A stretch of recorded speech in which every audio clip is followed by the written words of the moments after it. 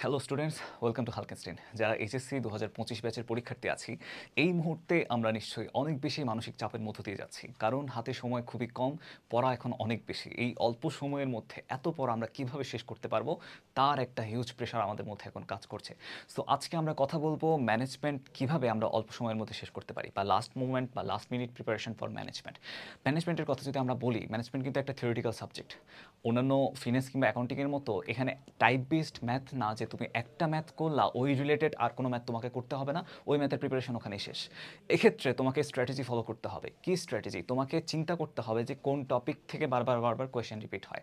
কাজেই প্রথম যে কথাটা বললাম যে প্রায়োরিটাইজ ইউর টপিক, তোমার টপিক কোনগুলো গুরুত্বপূর্ণ সেগুলোকে চিহ্নিত করো। Identify the important topics for you, যেগুলো বারবার বারবার রিপিট হচ্ছে। ওই জিনিসটা তোমাকে প্রথমেই আইডেন্টিফাই করতে হবে। সেটা হচ্ছে কি, প্রায়োরিটাইজ কি টপিকস।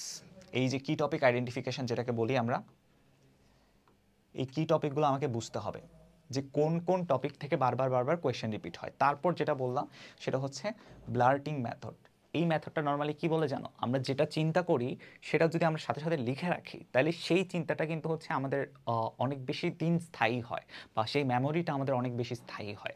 এখন তুমি মনে করে একটা পড়া শেষ করলা, ঠিক আছে, আর্জেন্টলি তুমি কোনো একটা তাড়াতাড়ি কিছু একটা পড়ছো, কিন্তু পড়ার সাথে সাথে তুমি যদি স্পিডলি ওই জিনিসটা একটু লিখে ফেলো বা নোট ডাউন করে ফেলো, এমন হতে হবে না যে তুমি খুবই সুন্দর করে স্লোলি আস্তে ধীরে রঙিন কলম মার্কার ইউজ করে তোমাকে নোট করতে হচ্ছে, সেরকম কিছু না। তুমি জাস্ট পড়াশোনা করছো, এখন সাথে সাথে সাথে সাথে তুমি সেটা লিখে ফেলছো, তাইলে যেটা হবে জিনিসটা তোমার মাথায় ভালো মতো গেঁথে যাবে। এটাকে বলা হয় হচ্ছে ব্লার্টিং মেথড।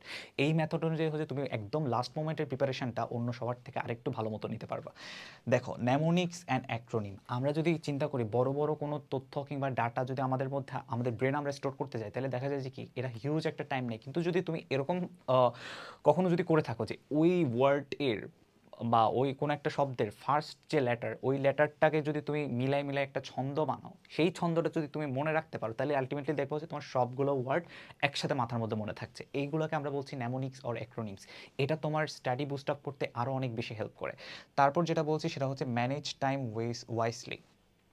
এটা কীরকম হয়, তোমার যে সময়, সেই সময়টাকে তুমি ভাগ করে নাও। মনে করো হচ্ছে তোমার হাতে এখন 24 ঘন্টা সময় আছে, 24 ঘন্টা সময়কে তুমি ভাগ করবা কি, মনে করো হচ্ছে 2 ঘন্টা তুমি এমসিকিউতে দিবা, 3 ঘন্টা হচ্ছে তুমি বোর্ড কোয়েশনের এই টাইপটাতে দিবা, 4 ঘন্টা হচ্ছে তুমি মেইন বইয়ে থিওরি পড়বা, 5 ঘন্টা হচ্ছে কি তুমি অন্যান্য যে আদার্স যে ব্যাপারগুলো আছে, যেমন বইয়ের ক্ষেত্রে যদি আমি বলি, বইয়ের শেষে কিছু এমসিকিউ থাকে, প্লাস তোমার বিভিন্ন স্কুল বা বিভিন্ন কলেজের ক্ষেত্রে যে প্রিভিয়াস এমসিকিউগুলো হয়েছে, ওইটার কিছু হচ্ছে এমসিকিউ আমরা এমসিকিউ সাজেশন বুকের মধ্যে রেখেছি।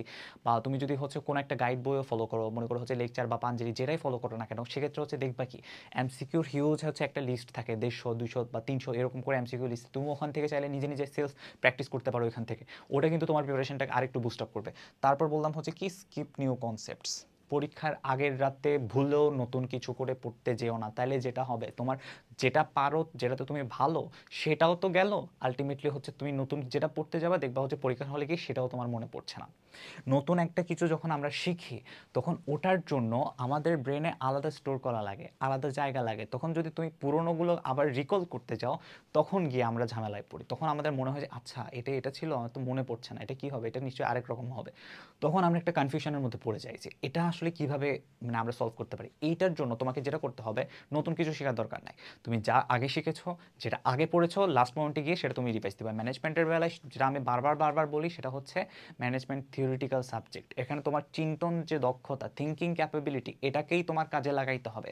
প্লাস তোমার কিছু জিস্ট বা থিম বা কনসেপ্ট আছে, সেই কনসেপ্টগুলো তোমাকে হচ্ছে আয়ত্ত করতে হবে। দেন ওটাকে নিজের মতো করে সুন্দর করে গুছিয়ে লিখবা। পরীক্ষার খাতায় কত সুন্দর গুছিয়ে আনসার করতে পারছো, তার উপরেই তোমার ম্যানেজমেন্টের মার্কটা ডিপেন্ড করছে। কারণ হচ্ছে ম্যানেজমেন্টে তোমার ম্যাথ নাই যে তুমি ম্যাথ করে দিলা ফুল মার্ক পেয়ে গেলা। ওখানে তোমার থিওরি রিপ্রেজেন্টেশনটা যেন ভালো হয়, সেটা তোমাকে সব থেকে ভালো মতো দেখতে হবে। তারপর বলছি কি রিভিউ সামারিস। বলছি না যে তোমার বইয়ের লাইন বাই লাইন তোমাকে এন্ড মোমেন্টে গিয়ে লাইন বাই লাইন প্রিপারেশন দেওয়ার মতো বা লাইন বাই লাইন নতুন করে পড়ার মতো সময় তোমার কাছে নাই। তুমি বই পড়ছো, তো মনে করো তুমি প্রথমে পড়েছিলে, ওই সময় তুমি যে লাইনগুলো হাইলাইট করেছিলে বা যে লাইনগুলো তুমি দাগিয়েছিলে, বা আমাদের ক্ষেত্রে হচ্ছে আমরা যে কোর্সগুলো নিচ্ছি সেখানে তোমাদেরকে হচ্ছে আমরা শিট দিচ্ছি, লেকচার শিট দিচ্ছি, স্লাইড দিচ্ছি, সেখানে কোনগুলো হাইলাইটেড টপিক আছে, সেই জিনিসগুলো লাস্ট মোমেন্টে এসে তোমাকে রিভিউ করতে হবে। ম্যানেজমেন্টের ক্ষেত্রে হচ্ছে বা থিওরিটিক্যাল যে সাবজেক্ট যেমন মার্কেটিংয়ের ক্ষেত্রে আমি সেম কথাই বলবো যে তোমাকে লাস্ট মোমেন্টে স্ট্র্যাটেজিক্যালি চিন্তা করতে হবে যে কোন টপিকগুলো তুমি অ্যাভয়েড করছো এবং কোন টপিকগুলো তুমি পড়ছো। এই চিন্তাটার ফোকাসে রেখেই তোমার প্রিপারেশনটা লাস্ট মোমেন্ট প্রিপারেশনটা নিতে হবে। নতুন কিছু পড়ার দরকার নাই, টাইমটাকে সময় ঠিকভাবে ভাগ করো বা ডিভাইড করো যে এমসিকিউ এতক্ষণ পড়বা, তুমি মেইন বই এতক্ষণ পড়বা বা বোর্ড কোয়েশ্চেন এতক্ষণ সলভ করবা, প্লাস লিখে লিখে সলভ করো। এই কিছু ছোটোখাটো ট্রিক্স যদি তুমি ফলো করো তোমার লাস্ট মোমেন্টে গিয়ে, আমি শিওর হয়ে তোমাকে বলতে পারি যে তোমার নার্ভাস ব্রেকডাউন হবে না এক্সাম খাতায়, তোমার পরীক্ষায় সব কিছুই তোমার মনে থাকবে এবং তুমি লাস্টলি যেটা বলবো তোমার আশানুরূপ যে ফলাফল সেটা তুমি অর্জন করতে পারবা। আর তোমাদের জন্য আমরা যে নতুন কোর্সটা লঞ্চ করতে যাচ্ছি একেবারে লাস্ট মোমেন্টে এসে যারা এইচএসসি পরীক্ষার্থী আছি তাদের অনেকের এখন মানে ভালো মতো একটা মানসিক চাপের মধ্যে দিয়ে যাচ্ছে।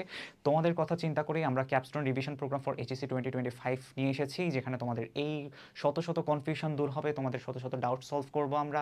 পাশাপাশি এরকম আরও অনেক টিপস অ্যান্ড আরও অনেক ট্রিক্স তোমাদের সাথে আমরা শেয়ার করব এবং তোমাদেরকে গাইডলাইন করবো হচ্ছে একদম যারা ভার্সিটিতে ঢাকা ইউনিভার্সিটি বা জাহাঙ্গীরনগর বা জগন্নাথ ইউনিভার্সিটিতে যারা আছে না, এই মেন্টরগুলো হচ্ছে তোমাদের সাথে তাদের এক্সপিরিয়েন্স শেয়ার করবে যে তারা কোন ওয়েতে পড়াশোনা করেছিল বা কোন ওয়েতে হচ্ছে তারা যেসব ট্রিক্স ফলো করেছিল তাদের ভালো রেজাল্ট এনশিওর করার জন্য সেগুলো তোমাদের সাথে শেয়ার করবে। পরিশেষে তোমাদেরকে একটা কথাই বলবো, এই কোর্সটা কিন্তু তোমাদের জন্য বড় একটা মাইল ফলক হতে যাচ্ছে, তোমাদের জন্য তোমাদের রেজাল্টটাকে বা তোমাদের আশানুরূপ রেজাল্টটাকে আরেকটু বুস্ট আপ করবে এটা। সো পরিশেষে তোমাদেরকে একটা কথাই বলবো যে এই ক্যাপস্টোন তোমাদের জন্য বা তোমাদের প্রিপারেশন প্ল্যানটাকে যেন আরেকটু ভালো মতো করে তার গ্যারান্টি দিতে আমরা আছি তোমাদের সাথে, এবং তোমাদের সবার আশানুরূপ ফলাফল যেন হয় সেই শুভকামনা জানিয়ে আমাদের আজকের গাইডলাইন ভিডিও এখানে শেষ করছি। ধন্যবাদ সবাইকে।